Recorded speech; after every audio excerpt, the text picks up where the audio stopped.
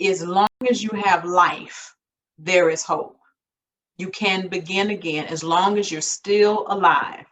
And if you're still alive and you have the desire to grow in whatever area of your life, you can do it.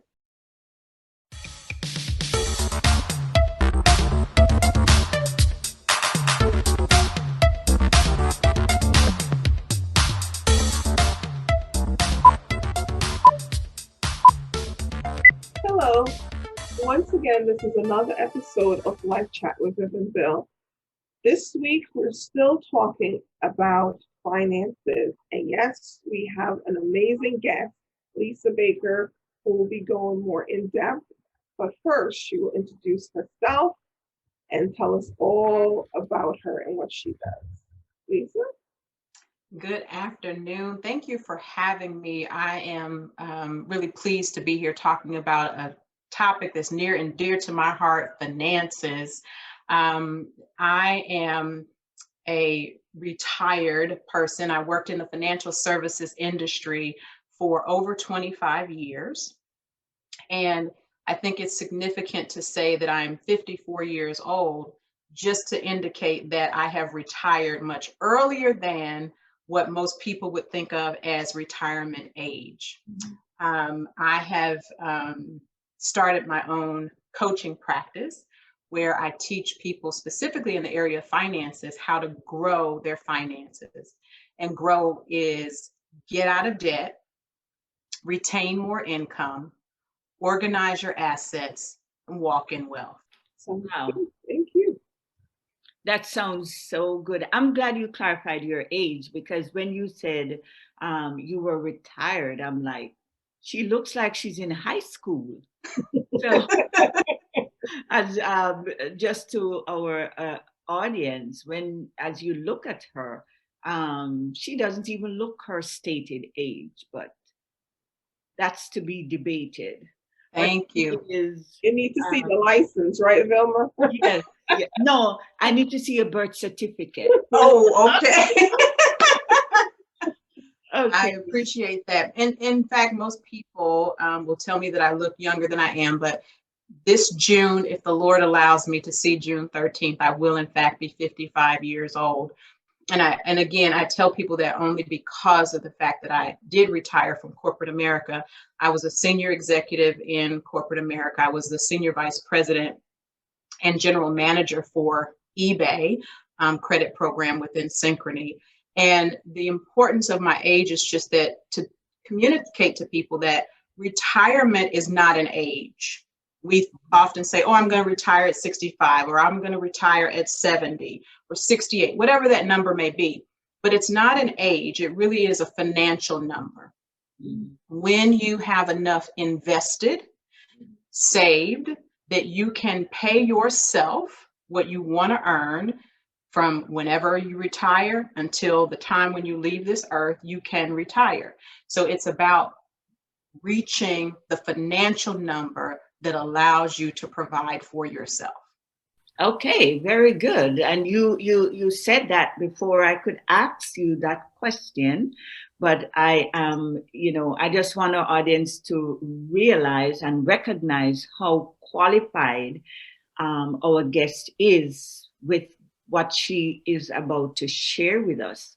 So you're hearing it from somebody who has experience, many years of experience. And when she gives us some advice, the only time these things will work for us is if we put them in action. So my first question to you, Miss Lisa, how did you get into coming up with wanting to do this? Yeah, this has been a passion of mine for a long time. And it really started early, I would say early, even in childhood. My parents would, one of the things that they instilled, and they were not wealthy by any means. My mom did not work from the time I was 5 years old until she passed away. So my dad was the only earner in the household. But the thing that they instilled into me was working hard and that you cannot spend every dollar that you earn. So while they didn't have much, they did have the concept of saving some of what you earn. The other thing that my parents instilled with me is generosity and the importance of giving. I can remember my dad would say to my mom, who was very generous, he would say to her, "Girl, you would give away your head if it wasn't attached to your shoulders." And, I laugh about that now, but what my mother knew that I now fully understand is that when you give, it is given back to you. So we don't get more by just holding on to everything. While it is important to save and it is absolutely important to invest, you also have to share. And by giving to others, you receive more so that you have more to invest and you have more to save and you have more to give. It is a reciprocal process. And so I learned that from a very early age. Mm-hmm. And then the other thing is I made a lot of financial mistakes early on too.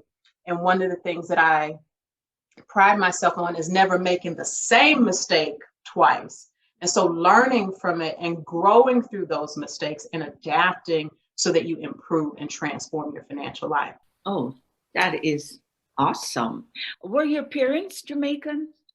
No, my parents were from Atlanta, Georgia. It sounds like something that my grandmother always tell me. Not to spend everything you get. Yes. Okay. All right. That sounds good. So you learned savings, thriftiness from a very young age. So that's something that grew up with you. Now, what would you say to a person who had no clue, who didn't grow up, spending? Where do you start? Is there an age that you start to do this? Is there a magic age where, okay, I'm at this age, wow, let's start saving? Yeah, there is no magic age. The age is from the very first time you start receiving money. That's when you should start saving. Whether you're a child and you're getting an allowance, or you're a little bit older, you're a teenager, and maybe it's the first job that you ever have, or all throughout your life, from the time you start receiving money, whatever age that is the time you should start saving and investing toward your future so that you have something for later. Is it too late for like me at my age? Absolutely not. It is never too early, nor is it ever too late.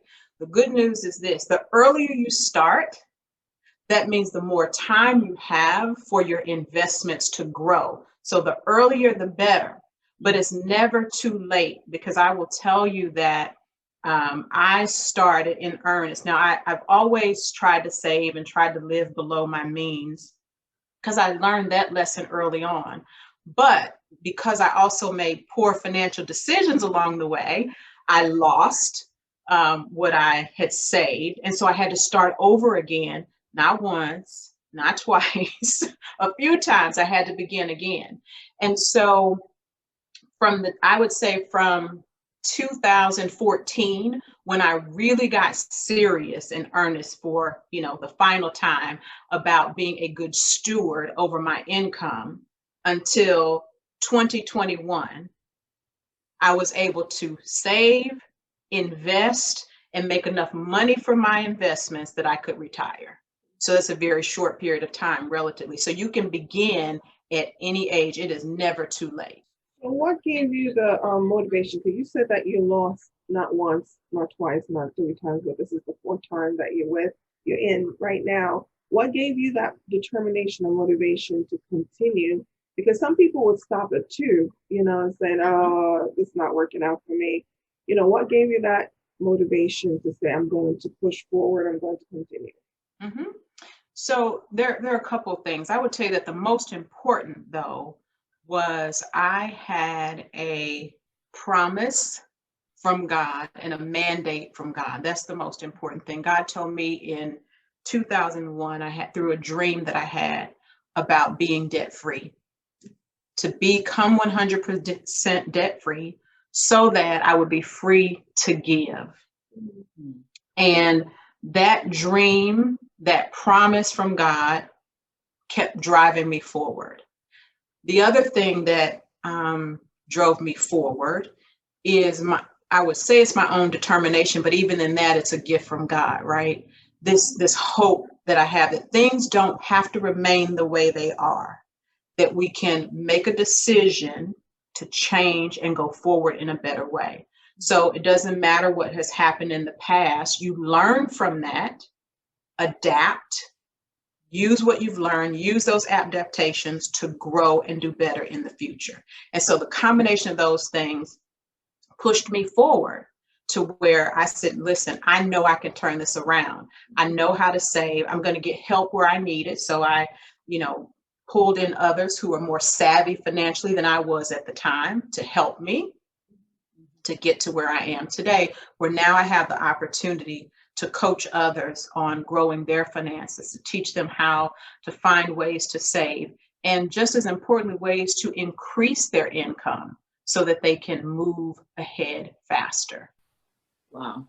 And what better person than the one who have been there, done that, and know what it is to fail, to get up, to keep moving, and succeed. Wonderful, wonderful. So just to remind our listening audience, as you are hearing these, please get a pen and paper and write them down. Write these things down, because you, trust me, you will not remember. You'll think you do, but as I am writing with my pen and paper, I want you to do the same. And one of the things that I want to highlight is determination that Lisa mentioned. Determination. You have to make that decision and that determination that this is what you want to do. So thank you, Lisa, for pointing that out to me. And my other question for you is, how do you determine how much you save from your income? Is there a formula, or do you just meeny, miny, mo? How do you do that? So there are guidelines for saving, and some of it varies with the individual because of their current financial circumstances. So what I'm going to tell you is a general principle that we can all apply regardless of where we are in our finances. Mm-hmm. And that is this: you want to save at minimum 10% of what you earn. That's for anybody. And you want to pay yourself first.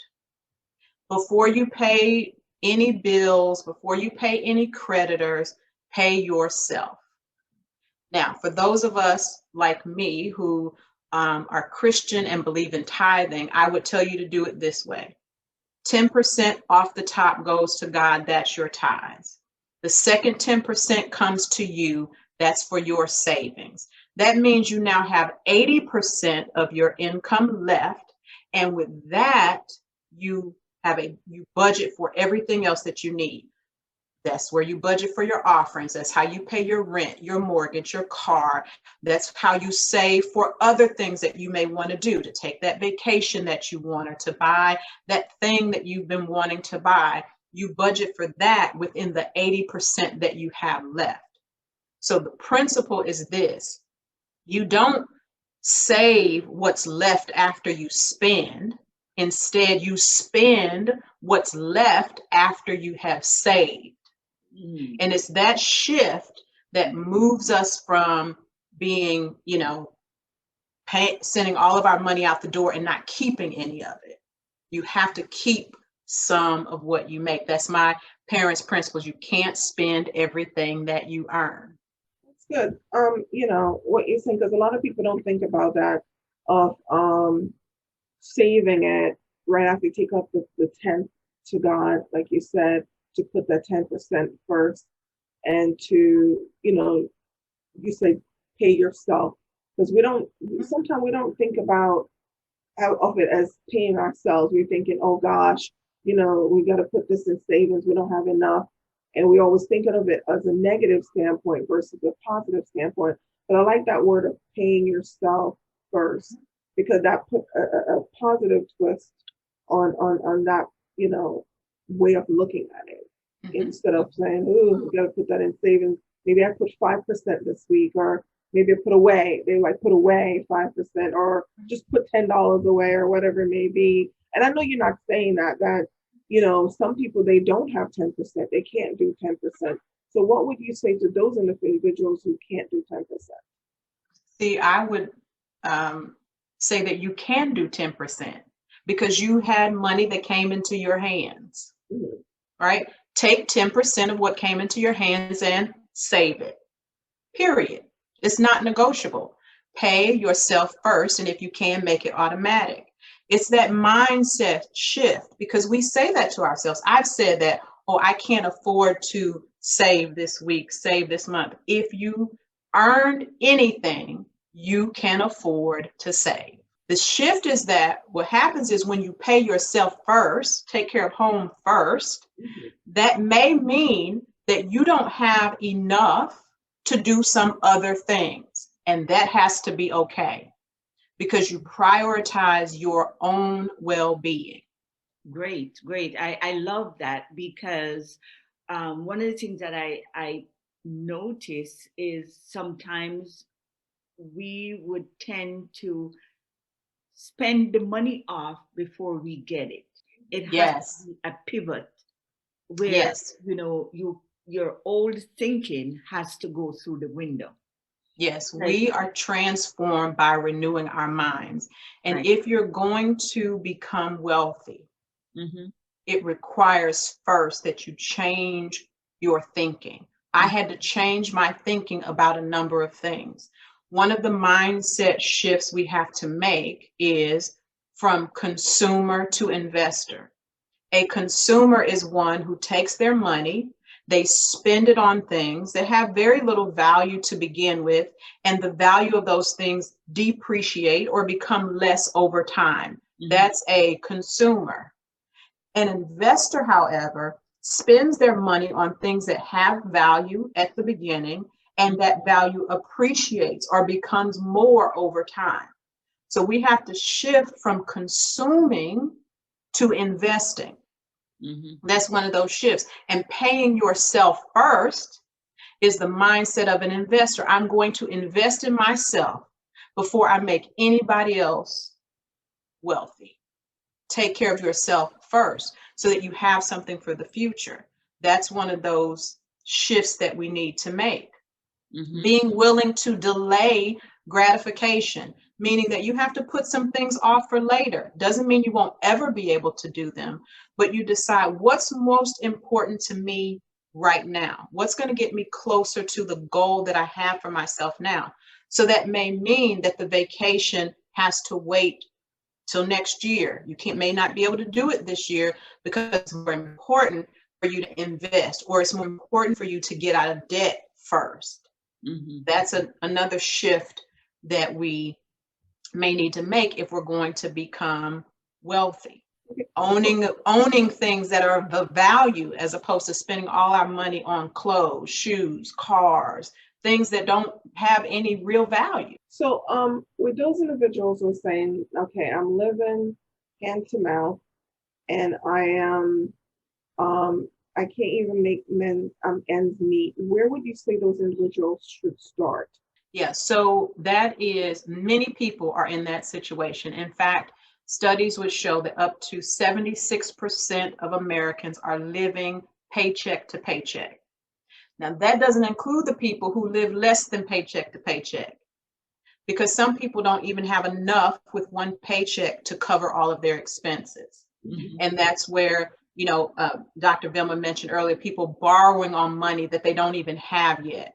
That's something we should never do. You cannot spend money until it is in your hands, until it's in your possession. So that, again, another one of those shifts. But if you're amongst those individuals who are living paycheck to paycheck, or as you said, hand to mouth, there are a number of things that you can do. The first thing is budget. You must have a budget. Look at everything that you have coming in and everything that's going out so that you know your own personal financial situation. As you assess what's coming in and what's going out, most times you will find that there are things that you're spending on that you could cut out altogether. There may be some things that you're spending on that you could reduce those costs. And so you look for ways to save so that you can keep more of what you are earning. The other thing is to look for ways to increase your income. That could mean getting a part-time job. The Bible tells us that it's God who gives us the ability to get wealth. He has given us gifts and talents and things that we can use to get wealth. Do you sing? Do you write? What is the skill set that you have that you could use to earn extra income? There's so many ways that we can use what we already have to make more money. Are there possessions that you have that have some value to someone else that you could sell to make some extra money? Many of us have clothes in our closet that still have tags on them that we could sell, or that we can't fit that are still in good condition that someone would buy. We can put them online or on many of the apps and get rid of them today and make a few dollars. So that's where I would begin. Budgeting, so that you understand what your expenses are, reducing expenses where you can, increasing income where you can so that you have more. But regardless of what your situation is, pay yourself first. And that may mean that some of your creditors will not get paid right now. And you have to be okay with that, because you will get to them eventually, but you've got to start putting something aside for yourself. Right. Go back to, you just mentioned some of your creditors may not get paid. But when you don't pay, for example, a credit card, there is the interest that carries over on it, and you Correct. are penalized. So that's taking more money out. How do you deal with that? When one is in that situation where we're talking about where you don't have enough, where your paycheck, your earnings are not enough to cover all of your expenses, you have to understand that there will be penalties. And it's as uncomfortable as that is, you have to get to the place where you're okay with that for a time period, because you're going to put a plan together to where you'll eventually get to paying them, but you've got to put priorities. First things first. And when all else fails, I say cover your four walls. That means you have food, clothing, shelter, transportation. Those are the most important things. You need a roof over your head. You need food. You got to feed yourself, your family. You need your transportation because you need to get to your job so that you can earn your money. So you take care of those things first. Everything else is not important, relatively, when you have limited monies. We can repair credit later. We can pay our creditors later. We can negotiate with our creditors to try to reduce what we owe. All of that can come later. First things first. Tithe, pay yourself, cover your four walls: food, clothing, shelter, transportation. But I could tell you're very tough on that. You're very tough on that, but I guess you've learned this over the years. So what? I learned this from experience. I will tell you, and I don't mind sharing. I tell people because it's part of my story, that at one point I had over $1.3 million in debt. Today, as I sit here, I only have one debt, that is my mortgage. Everything else has been paid off. You can do it. It takes time. We didn't get into the situation overnight, and we're not going to get out of it overnight. It will take time, and it will be uncomfortable for a season. There's no way around that. But I want to encourage anybody who's listening to this. There is hope. You can come out of it. It doesn't have to be that way always. It begins with you making the decision, changing your mind and deciding, I am not going to live this way anymore. Then it's putting a plan in place, getting help if you need it. As I said, I had to talk to someone and get help. And that's what I do now. I help other people to put together a plan based on their unique financial circumstances that will help them achieve the goals that they have set for themselves. If that goal is get out of debt, we figure out how to do that. If that goal is to be able to grow their investments so they can retire early or retire comfortably, we work on that. But it's a process, and you have to be okay with the fact that it will take some time. Absolutely. Thank you. That's great. I love it. I love it. When we think of the person who wants to invest, let's take you back a little bit. What are ways in which you can invest? Do you just put the money in the bank where you get like 0.01%, or how do you invest this money so it works for you? Yeah, so we want to make the distinction between savings and investments, and we need both. We need both. So I would like to think of savings as that money that we put into our bank accounts. That is the money that we fall back on when we have an emergency, or it's the money that we use to pay our bills, or it's the money that we use for those things that we've been planning or saving towards, the trip that we want to take, the new shoes that we want to buy, the gift that we want to give. That's what our savings is for. It's short-term or medium-term needs. Our investments are long-term. That's money for the future that we are not going to touch. We're going to put it in an investment vehicle and earn an interest rate or a rate of return on that matches our risk tolerance. So some people are more willing to take risk. The higher risk, the higher the potential return. So you want to have balance. You want to have some investments that have a higher rate of return, some that are a little more stable, but investing specifically is going to be in the stock market. That is the area that has had the best rate of returns long term. Things like real estate, owning a home or even owning rental properties, investing in things like that appreciate and get more value over time. That's where our investments will be. And so you'll want to work with an investment banker or financial planner that has the skills and the credentials to help you identify a portfolio of investments that matches your risk tolerance and the time that you have to invest. Wonderful. Wonderful. I am making some notes here.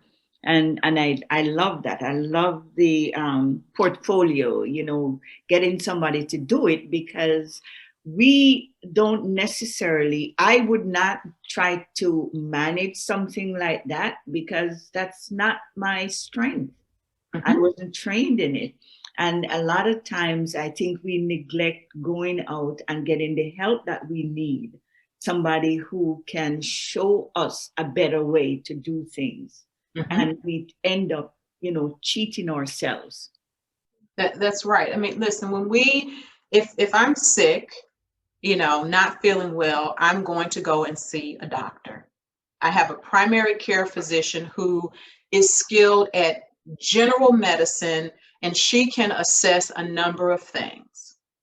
But if it's determined that my problem or the thing that's making me ill is my heart, my general physician is going to refer me to someone who specializes in the heart. She's going to send me to a cardiologist because that person has done concentrated study and has skills in all things heart related. It's no different with our finances. I, in this analogy, am more like that general practitioner. I can help you in general to design a plan that fits your broad financial needs. But when you get to the place where now you want to hone in on this specific area of where do I invest, then that's when I'm going to refer you out to an investment specialist, someone who that's all they do, and they have licensing and credentials, which means they have a legal obligation to handle your money in a certain way. We're going to refer you to that specialist. So it's no different. Whatever you need help in, we get coaches for everything. If you have kids that have played sports, you want them to get better, what do? You get them a coach. You want to get better physically, you may go and get a personal trainer and help you get better in that area. It's no different with financial education. We should get the help that we need if we need it, so that we can learn more and do better in the area of our finances. Yeah, and that brought me to my next question that I had before. So what caused you to make that transition from, you talked about your background being an executive with eBay and so forth, but what gave you that drive or that passion to start helping individuals in this realm and becoming a coach, a financial coach in this area? Yeah, it's a couple things. It's my passion for it. I am really passionate about seeing people achieve their best selves, and financial freedom is just one element of that I've always been passionate about. The other thing is it's something that I'm good at. Remember I talked about how God gives us these abilities. I've always had feedback, whether it's from my friends, people that I've worked with, etc. They say things to me like, "You're really good with words. You know how to say things. You have such wisdom. And oh my God, I feel so much better after talking to you." And I love helping people to grow and to do better in whether it's their career or their finances. It's just within me. And so that's what led me to this area, but especially for minorities and people of color. We are so far behind when it comes to financial education, when it comes to wealth. Wealth flows through us to other people. We don't keep it for ourselves. And I'm so passionate about seeing, especially women, minorities, people of color, really retain their wealth, especially in the African American community. Our buying power, meaning the collective money of all the African Americans in the United States, is $1.4 trillion. That's what it was in 2020. $1.4 trillion of buying power. Wow. Our wealth, negative. Wow. Meaning, if you look at our net worth, most of us have a negative net worth. And that's a simple math formula. You take all your assets, subtract all your liabilities, that equals your net worth. So when we say someone's a billionaire or a millionaire, we're talking about their net worth. That means if they had to sell everything they owned today, pay off every debt that they have, what would they have left? That's your net worth. That's what's left over. For most African Americans, that number is zero or a negative number, meaning you owe more than the value of the things that you own. And we have to change that because we have money. We've got $1.4 trillion worth of buying power, but we're making other people wealthy with it. Wow. Wow. So I'm passionate about seeing us keep that, make ourselves wealthy, me as an individual, us as a community. That's what drives me. Right. So I just heard it on the news, I think 2 days ago, that there was a 12% increase in wealth in 2020 during the pandemic. So where did we fit in that 12%? Did we get any? We were not factored in that 12%. We became less wealthy during the pandemic. And by that I mean those of us, people of color, who didn't have anything invested to begin with. We started behind the 8 ball to begin with. And so what happens is when you experience what we all experienced, even worldwide in the pandemic, was a lot of people lost jobs during the pandemic, right? And for most of us, our jobs is our only source of income, which is another part of the wealth gap problem. Because if you have investments, those investments create what we call passive income, meaning you're not doing anything, you're not working for it, it's just growing all by itself. For those of us who had money invested in the stock market, when the stock market was going up, so even in the midst of a pandemic, I made more money. I'm worth more now than I was before we went into the pandemic. As are many wealthy people are worth even more because their investments were growing during the pandemic. Even if you lose your job, those investments are still making money. But for most of us, we didn't have anything invested. The only source of our income is our job. And so if you lost your job or your job reduced your income during the pandemic, you ended up losing whatever wealth you may have had because your savings went down, you're not making as much, you're not able to pay your bills, so your debt is growing. And so you have less work. And that's what I am determined to help change for as many people as I can, but especially for women and people of color, because we are behind the 8 ball. Thank you. Thank you. Well, talk about those things that you've put in place to help people of color. Yeah. So for the clients that I work with from a coaching perspective, we always start with assessing their current financial situation and understanding what their goals are. And based on that, it's developing a plan that is personalized to them that will help move them forward along this trajectory of getting out of debt, retaining more of their income, really organizing their assets, because it's also about asset protection.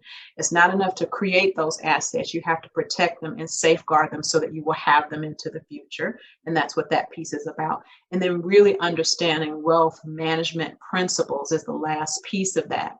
And so that really is the process, kind of an overview of that process, but it's customized for each person. But those key things that we all have to look at is making sure that we are saving and putting some monies aside for our short term, investing for long term, and then taking care of those other expenses afterwards. Wow, that's sound advice, if I may say so myself. No, I'm not sure if this is a myth or if there's any truth in it, that minorities, such as African Americans, tend to pay a higher interest rate on certain loans than, everybody else. Do you know if there's any truth in that?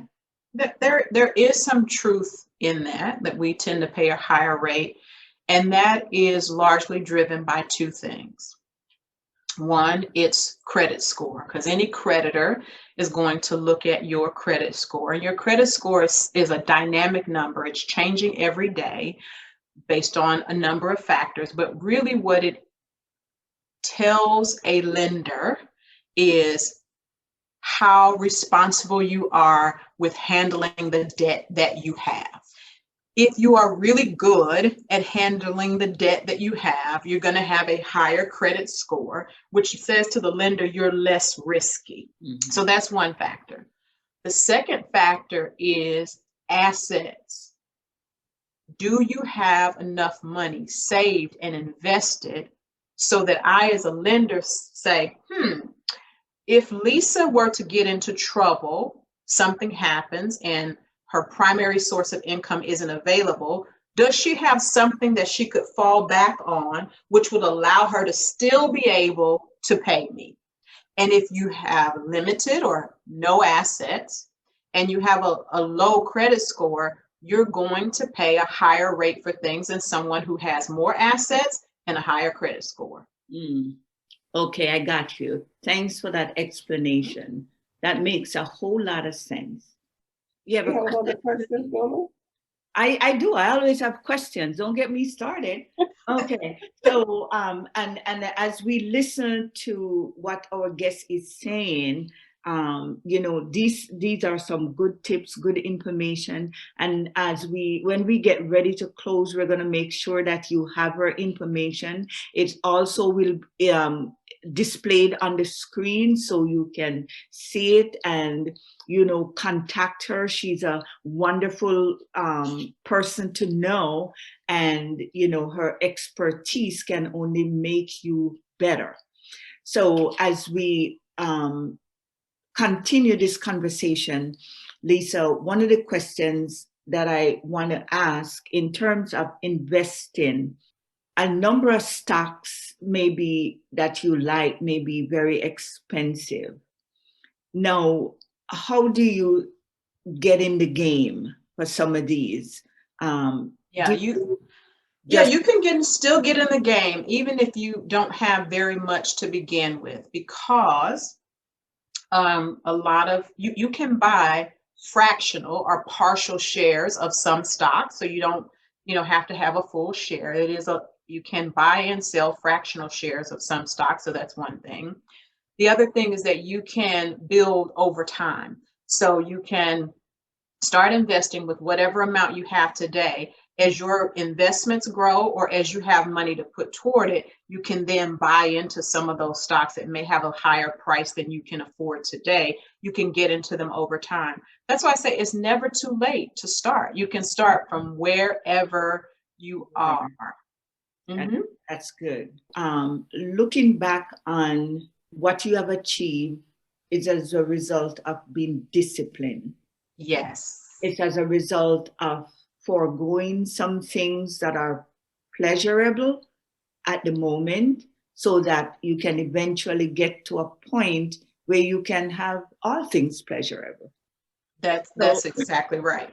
It's the formula for success in anything is consistency over time. Not perfection, because we're going to make some mistakes, maybe have some hiccups here or there, learn from them, grow, but being consistent over time, that's going to give you success.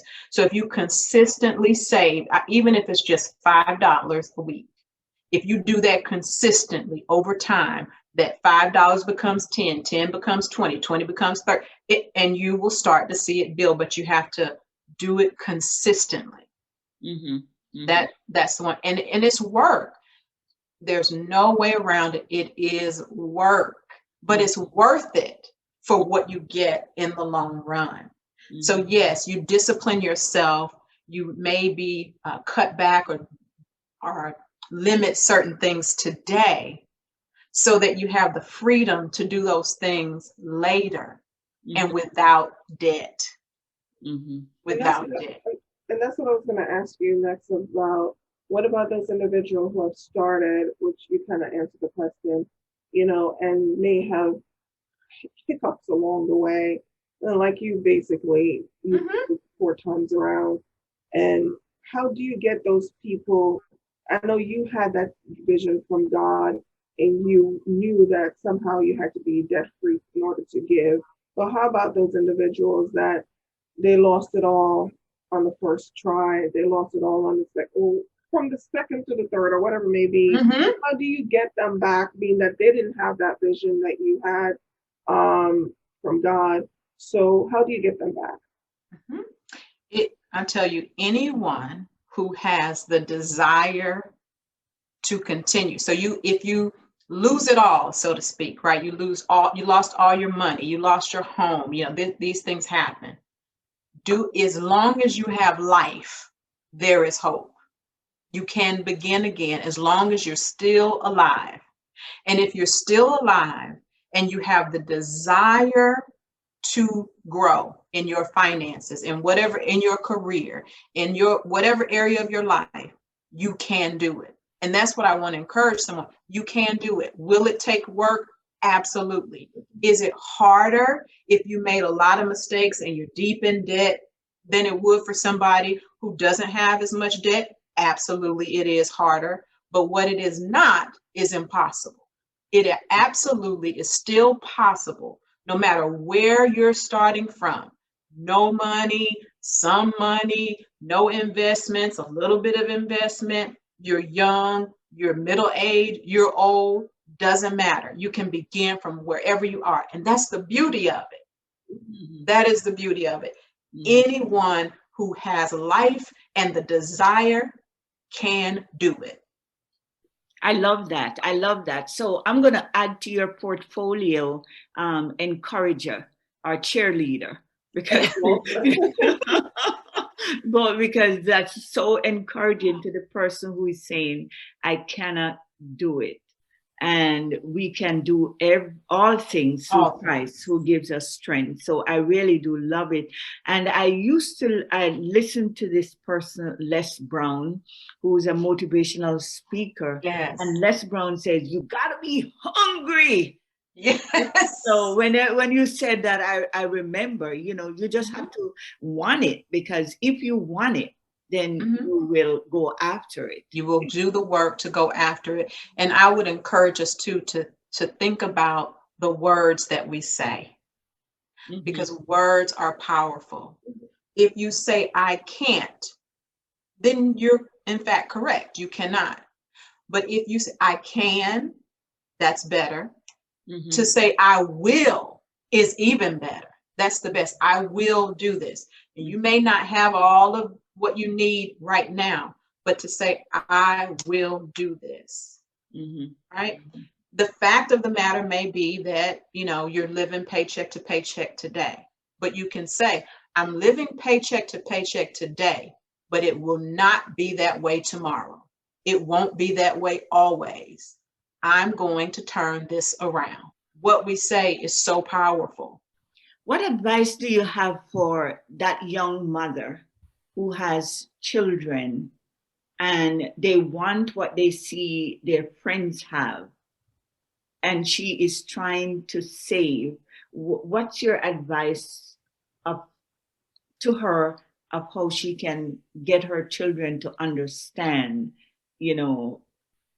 which I doubt they will, that she is saving for a better tomorrow? Leaving a legacy for our children is so important. And part of that legacy starts with educating our children and training them up in the way that they should go. And so my advice to that young mom, being a mother myself, I from very early, I taught my kids that they should live on 70% of what they make, and 30% should be allocated elsewhere. 10% for tithes, 10% for short-term savings, and 10% for longer-term savings or investments is what I taught my children from very early. So I would encourage that mom to have those conversations at an age-appropriate level with her children to say, here's what we do. Here's why we do it. This is the benefit that will come from it.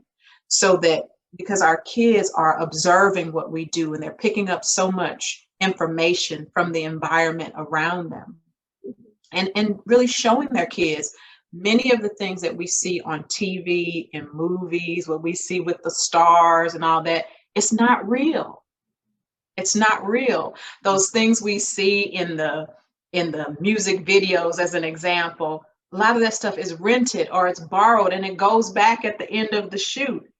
Educating our kids so that they have the truth will make all the difference in the world, I think. So I would encourage that mom stay the course, right, of doing those things that she knows and believes to be right and best for her family, educating her children and giving them that legacy from the beginning of sound money management, but not only how to manage money, to teach them how to make money and to think beyond just a job, but thinking about the skills that they have and how they can use that to be entrepreneurs and to have multiple streams of income. That's invaluable. Yeah. And it is. And it's funny because their mindset also change. And as adults, if we have that mindset, as a matter of fact, I grew up with my father owning his own business and my grandfather. So I had a friend came to me and I was talking to her about an investment. And she said, Vivian, I've always known you always like talking about business. Why? And I remember I was reading another article and it was saying how white Caucasian, their kids think differently from minorities, especially the ones who have businesses, because they always thinking about owning their own versus becoming an employee versus being, an employer.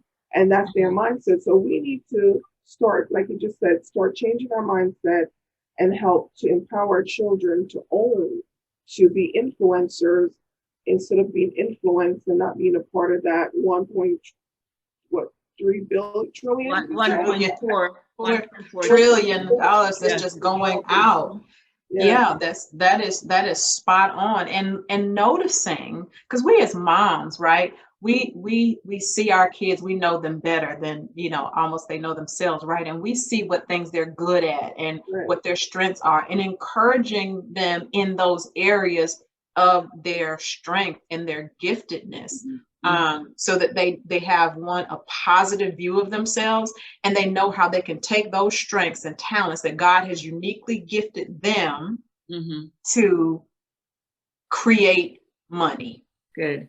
I like that, and I like from what you said when it comes to the buying power that we have. It's amazing. I didn't realize that, and to know that we have our net worth is zero to negative. So, and I think I've heard you said it before. Instead of making the person rich or going to support them, we invest in their company, so we get in a piece of the pie. That is exactly right. So rather than spending money on an item, if there's companies that we love, buy stock in those companies that we love, so that we are partial owners in those companies, as opposed to just being a consumer of their products. That is so key. And that's what I mean by we're making other people wealthy. We're not creating wealth for ourselves.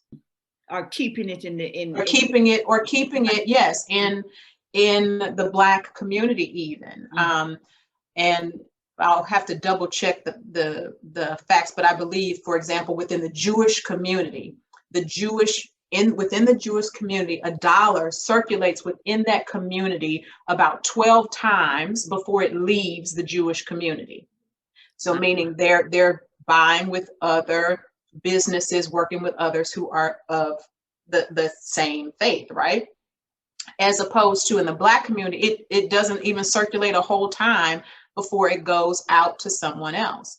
And that's, again, one of those mindset shifts that we have to make, is buying Black, keeping the money within our community so that we're making each other wealthy. And instead of just consuming, buying the stock of those organizations that we are patronizing, and not spending money with organizations who don't support our causes, who aren't good to people of color, for lack of a better way of saying it. We've got to make those shifts in our thinking if we're going to create wealth. Wonderful. So as we get ready to wrap up, Vivian, do you have any last minute questions before Lisa have the final word to our audience? No, well, I was going to ask her what would she say, but you kind of asked that question. But we really can ask it again. I can ask again. Well, basically, I do appreciate you coming on and giving those information. That was really good information. That some of the things that you forget or you didn't think about, and you've given our audience a lot of things to think about, and definitely should have you back on, because we have to come up with an idea of how we can change the mindset. And what do you say, basically, and that made me want to ask another question, is what do you say to those individuals that keep on saying, I can't? I know you say, well, change it. No, you will is a better word, but how do you get them from where they are with the I can't, because I'm also a life coach myself. So, I'm probably I know the answer, but I'm just want to hear you from the financial standpoint, because your niche is different from what I am.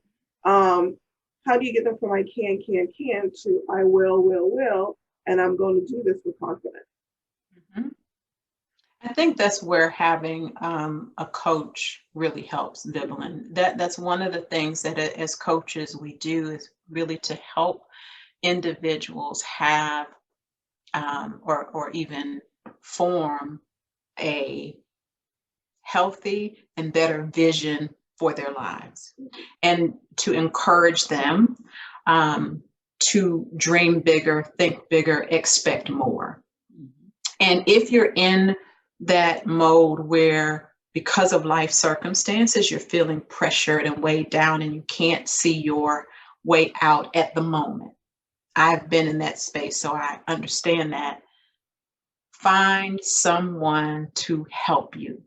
That may be a friend, it may be a family member, you may need, professional help, but get the help that you need. If you recognize that you're in that mode and you're not able to encourage yourself, get someone who will come alongside and help encourage you until you can believe it for yourself. That's what I would say. And how can they get in touch with you? To get in touch with me is really easy. The best way is to email me. My email is lbaker, so that's LBAKER, @ascentim.com. And Ascentim is spelled ASCENTIM.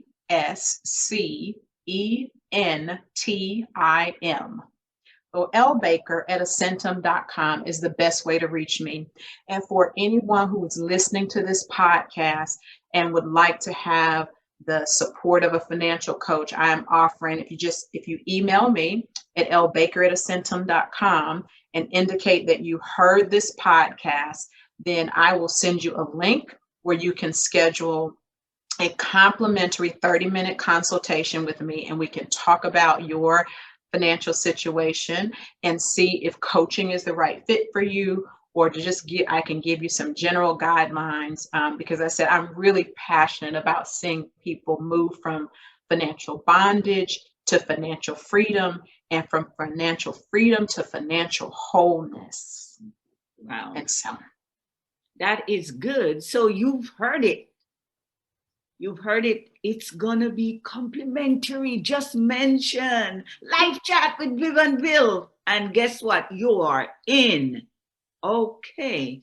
So thank you, Lisa, very much. And for just a reminder to our audience that you can hear us on the Stitcher podcast. You can hear us on Vital GH Radio. You can visit us on our YouTube channel, Facebook. We are on Spotify, Google Podcasts. We are all over. So I want you to listen, whatever medium you use, email our guests, and you will get a complimentary assessment and coaching. Right, Lisa? that's right. All right. Thank you. Well, thanks again, Lisa. You're welcome. It's my pleasure. Thank you. And with everyone, thank you for listening. This is another episode of Life Chat with Viv and Vil. Goodbye. Bye.